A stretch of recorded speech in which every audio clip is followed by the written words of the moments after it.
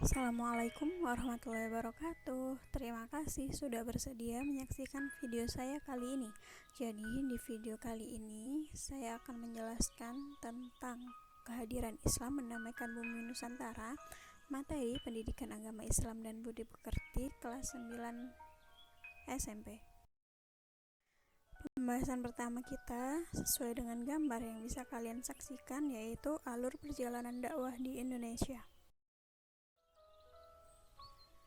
Baik, pada materi alur perjalanan dakwah Islam di Indonesia tercatat bahwa Islam masuk ke Indonesia melalui jalur perdagangan.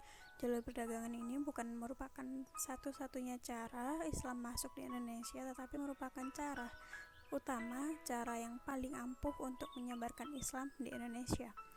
Berikutnya, sebelum Islam datang, Nusantara berada dalam pengaruh Hindu-Buddha, pengaruh agama Hindu dan Buddha. Jadi, sebelum agama Islam masuk ke Indonesia, agama yang mempengaruhi seluruh kehidupan rakyat Indonesia yaitu agama Hindu dan Buddha. Dalam perkembangannya, pengaruh Islam jauh lebih kuat daripada pengaruh agama Hindu dan Buddha. Nah, menurut para ahli sejarah, masuknya Islam ke Indonesia melalui teori-teori berikut ini. Ada 4 teori. Yang pertama yaitu teori Mekah, yang kedua teori Gujarat, dan yang ketiga teori Persia, yang keempat yaitu teori Cina. Teori Mekah, proses masuknya Islam di Indonesia adalah langsung dari Mekah atau Arab. Dijelaskan dalam teori Mekah bahwasanya proses masuknya Islam ke Indonesia adalah langsung dari Mekah atau Arab, atau orang-orang yang membawa agama Islam ke Indonesia yaitu orang-orang yang berasal dari Mekah atau Arab. Dan dalam teori Mekah dijelaskan bahwasanya Islam masuk ke Indonesia terjadi pada abad ke-7 Masehi. Berikutnya, orang-orang Arab yang datang rata-rata adalah keturunan Nabi Muhammad SAW. Jadi, seperti yang dikatakan di baris pertama bahwasanya Islam masuk ke Indonesia dibawa langsung oleh orang Mekah, dan mereka pembawa agama Islam ke Indonesia rata-rata adalah keturunan Nabi Muhammad. Berikutnya, teori Gujarat. Kedatangan Islam di Indonesia berasal dari Gujarat abad ke-7 Hijriah atau ke-13 Masehi. Di teori Mekah tadi dijelaskan bahwasanya Islam masuk ke Indonesia pada abad ke-7 Masehi, sedangkan di teori ini atau teori Gujarat dijelaskan bahwasanya Islam masuk ke Indonesia pada abad ke-7 Hijriah atau abad ke-13 Masehi.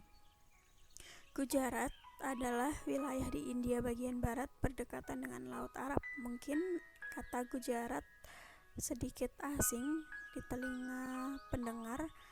Di sini dijelaskan bahwasanya Gujarat adalah nama wilayah di India bagian barat yang mana letaknya berdekatan dengan Laut Arab. Di teori Gujarat juga dijelaskan bahwasanya yang menyebarkan Islam ke Indonesia bukanlah dari orang Arab langsung, melainkan pedagang Gujarat yang beragama Islam. Selanjutnya yaitu teori Persia. Kedatangan Islam ke Indonesia berasal dari daerah Persia. Penjelasan dari teori Persia tentang masuknya Islam di Indonesia menjelaskan bahwasanya Islam yang berada di Indonesia ini asal mulanya dibawa oleh warga Persia atau saat ini disebut dengan Iran. Sebagai buktinya, ada kesamaan budaya dan tradisi yang berkembang antara masyarakat Persia dan Indonesia. Salah satu contoh dari bukti adanya kesamaan budaya dan tradisi yang berkembang antara masyarakat Iran atau Persia dan Indonesia yaitu umat Islam Indonesia menganut mazhab Syafi'i, sama seperti kebanyakan Muslim Iran. Contoh yang lain yaitu umat Islam Indonesia sama-sama memperingati tanggal 10 Muharram seperti umat Islam di Persia. Nah, teori yang keempat atau yang terakhir yaitu teori Cina. Pada teori Cina dijelaskan bahwasanya kedatangan Islam ke Indonesia khususnya di tanah Jawa berasal dari pedagang Islam Cina. Kemudian ajaran Islam sampai di Cina pada abad ke-7 Masehi di daerah Guangzhou. Dan Islam masuk di Nusantara yang dibawa oleh pedagang Cina pada abad ke-9 Masehi bersamaan dengan migrasi orang-orang Cina ke Asia. Dari keempat materi atau keempat teori tentang alur masuknya Islam di Indonesia terdapat perbedaan pendapat. Sebab itu dikatakan bahwasanya tidak hanya ada satu teori yang menjelaskan tentang alur perjalanan Islam di Indonesia, tapi ada 4, yakni yang pertama tadi teori Mekah, yang kedua teori Gujarat, yang ketiga teori Persia atau teori Iran, dan yang terakhir yaitu teori Cina. Nah, Wali Songo. Kenapa Wali Songo merupakan salah satu pembahasan di materi perjalanan dakwah Islam di Nusantara? Sebab Wali Songo merupakan wali yang ikut menyebarkan Islam di Nusantara. Dapat disaksikan di gambar ada 9 wali. Nah, kata wali sendiri berasal dari bahasa Arab, artinya aulia, sedangkan aulia artinya orang yang dekat dengan Allah Subhanahu wa taala karena ketakwaannya. Para wali menyebarkan Islam di Nusantara, khususnya di tanah Jawa. Jadi dari 9 wali ini, 9-9-nya berkedudukan di tanah Jawa. Kemudian di antara sekian banyak wali yang terkenal adalah Wali Songo. Jadi tidak dapat disimpulkan bahwasanya hanya ada 9 wali yang menyebarkan Islam Nusantara, namun banyak sekali. Tapi dari sekian banyak wali di Nusantara yang terkenal adalah Wali Songo. Nah, berikut ini adalah uraian setiap Wali Songo. Yang pertama yaitu Sunan Maulana Malik Ibrahim atau Syekh Mauribi. Nama asli dari Sunan Maulana Malik Ibrahim ini yaitu Syekh Mauribi yang berkedudukan di Gresik. Yang kedua yaitu Sunan Ampel atau yang memiliki nama asli Raden Rahmat, berkedudukan di Ampel, Surabaya. Dan wali yang ketiga yakni Sunan Bonang atau Raden Maulana Makdum Ibrahim, putra dari Raden Rahmat atau Sunan Ampel, berkedudukan di Bonang, Tuban. Berikutnya yaitu yang keempat Sunan Giri atau Prabu Satmata atau Sultan Abdul Fakih atau yang biasa disebut Raden Paku, berkedudukan di Bukit Tinggi Gresik. Kemudian yang kelima, wali yang kelima yaitu Sunan Derajat atau Syarifuddin, juga putra dari Sunan Ampel, berkedudukan di Derajat, Lamongan. Dan yang keenam, Sunan Gunung Jati atau Syarif Hidayatullah atau Syekh Nurullah, berkedudukan di Gunung Jati, Cirebon. Kemudian wali yang ketujuh yaitu Sunan Kudus atau yang memiliki nama asli Ja'far Shodiq, berkedudukan di Kudus. Yang kedelapan, Sunan Kalijaga atau Raden Mas Syahid, berkedudukan di Kadilangu dekat dengan Demak. Dan yang terakhir atau yang kesembilan, Sunan Muria atau Raden Umar Said, putra dari Sunan Kalijaga di Gunung Muria, berkedudukan di Gunung Muria di Kudus. Pembahasan yang kedua yaitu cara-cara dakwah di Nusantara. Para mubaligh menyebarkan Islam dengan cara berikut, ada 5 cara. Yang pertama yaitu perdagangan. Kemudian cara yang kedua yakni perkawinan. Cara yang ketiga yaitu pendidikan. Cara yang keempat melalui hubungan sosial. Dan cara yang kelima yaitu kesenian. Penjelasan tentang perdagangan, dikatakan bahwasanya penyebaran Islam dimulai dari abad ke-7 sampai 16 Masehi oleh pedagang Arab, Persia, dan India. Jadi, melalui jalur perdagangan, penyebaran Islam dimulai dari abad ke-7 sampai 16 Masehi oleh pedagang yang berasal dari Arab, Persia, dan India. Kemudian pada saat itu jalur perdagangan melewati Asia Barat, Asia Timur, dan Asia Tenggara, yang mana Indonesia merupakan bagian dari Asia Tenggara atau merupakan salah satu negara yang menjadi jalur perdagangan pada saat itu. Kemudian para pedagang muslim memiliki akhlak mulia, ramah, sopan santun, dapat dipercaya, dan jujur. Jadi pedagang-pedagang pada saat itu merupakan pedagang muslim yang memiliki akhlak yang sangat mulia, akhlak yang baik, yang ramah, sopan santun, dan dapat dipercaya serta jujur. Berikutnya penjelasan tentang cara perkawinan.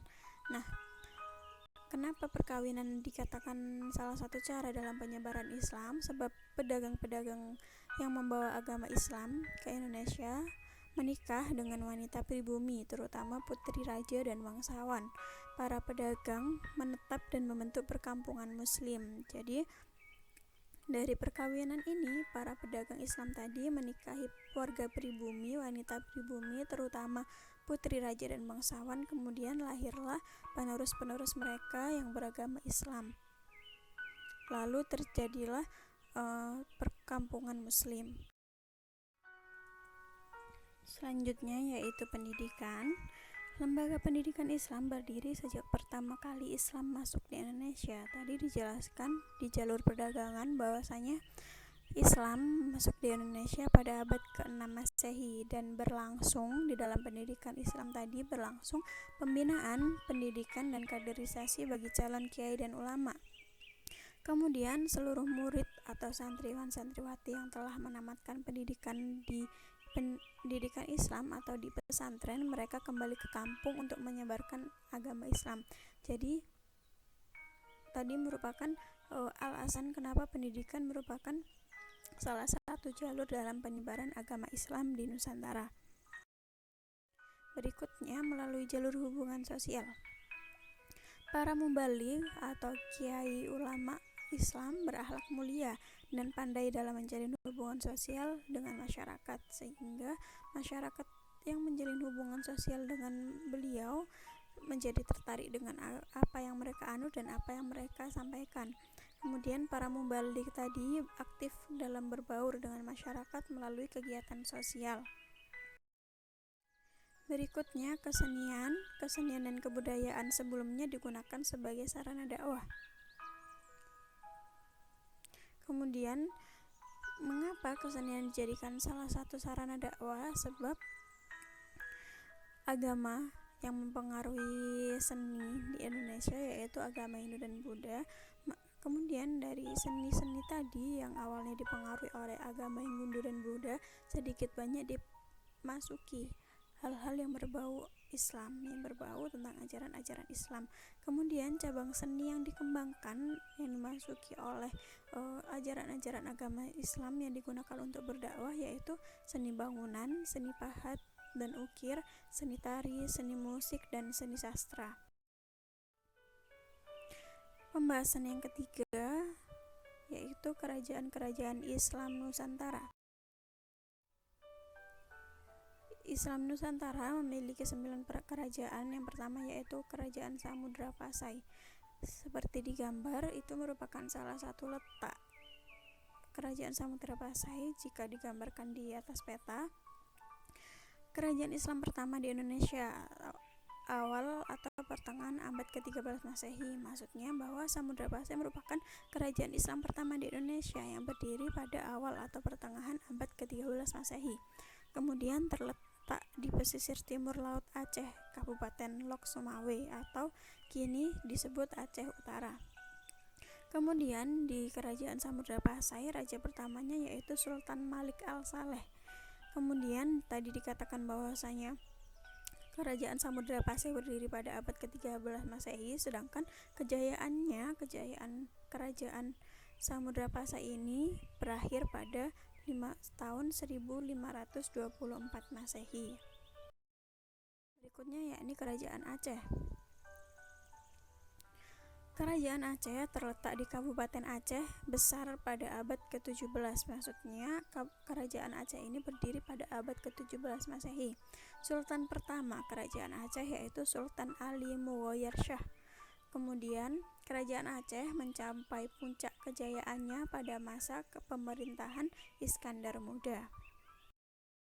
Berikutnya Kerajaan Demak dapat dilihat juga di gambar.